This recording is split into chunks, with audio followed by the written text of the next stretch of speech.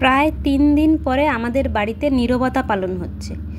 সেটার কারণ হচ্ছে এই যে তিনজন এখন ঘুমোচ্ছে, নয়তো 3 জনের জ্বালায় আমাদের বাড়িতে আমরা পাগল মতো হয়েছিলাম।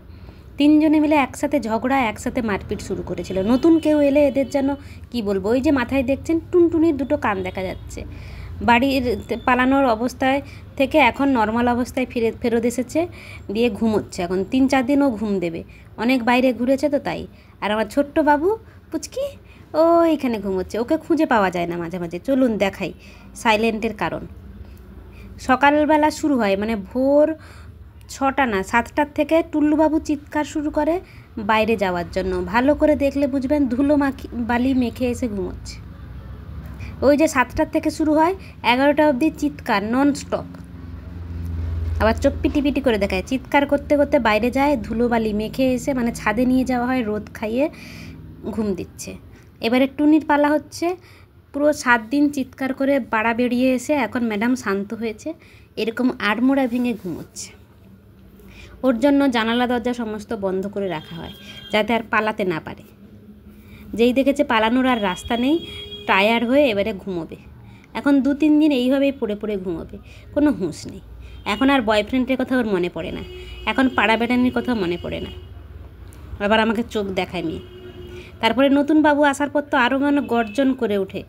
ওদের কী যে গর্জন, এখন ঝগড়া হয় না, মারপিট হয় না, শুধু গর্জন হয়। গর্জনের আওয়াজে আমরা থাকতে পারি না। এইবারে হচ্ছে আমার ছোট্ট বাবু, ওর নাম হয়েছে রোজি আর রুহি। যেটা পছন্দ, যার যেটা পছন্দ ওই নামে ডাকবে, আমি রোজি বলে ডাকি। তো রোজিকে মাঝে মাঝে খুঁজে পাই না, কোথায় গিয়ে চুপটি মেরে ঘুমিয়ে থাকে। টুল্লুরা মাঝে মাঝে খুঁজে এনে দেয় ওকে, সঙ্গে যায় আর দেখতে পেয়ে যায়। এখন ওর ঘুমানোর জায়গায় হচ্ছে খাটের নিচে। 2 দিন ধরে আলমারির নিচে ঢুকেছিল, এখন দেখছি খাটের নিচে। খুব মারপিট শিখেছে আমাদের বড় বাবুদের সাথে, খুব দৌড়াদৌড়ি শিখেছে। এই যে এখন ঘুম থেকে উঠে 3 জনে একসাথে খেতে বসেছে। এদিকে ভাব ভালোবাসা সব ঠিক আছে, খাওয়ার ক্ষেত্রে ভাব ভালোবাসা ঠিক আছে। টুনি আর রোজি একসাথে খাচ্ছে, টুল্লুবাবু পাহারা দিচ্ছে, ওর তাড়াতাড়ি খাওয়া হয়ে গেছে। আর খাওয়া হয়ে ওর যেটা কাজ মায়ের পিছু হওয়া।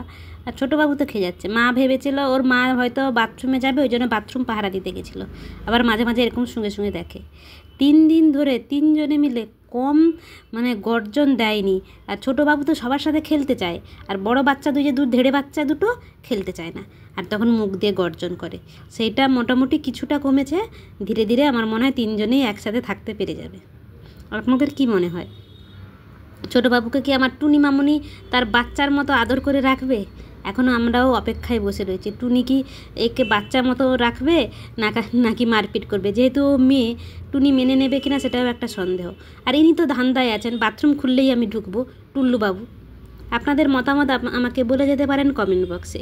আর যদি ভালো লাগে তাহলে লাইক শেয়ার করে দেবেন। আর দেখতে থাকুন আমাদের এই ছোট্ট একটা পরিবারকে সারাক্ষণ কি করে বেড়ায়, মানে মারপিট করে কতক্ষণ, আর কতক্ষণ ভালোভাবে থাকে সেটাই দেখাবো আমার কিছুদিনের ভিডিওতে। আর দেখাবো টুনি কি মেনে নিতে পারবে, তাই নিয়ে গল্প বলবো আমরা। ছোট্ট কিউট বাবুর পক্ষ থেকে সবাইকে অনেক ভালোবাসা দিচ্ছি এতক্ষণ ধরে আমার ভিডিও দেখার জন্য। Bye bye.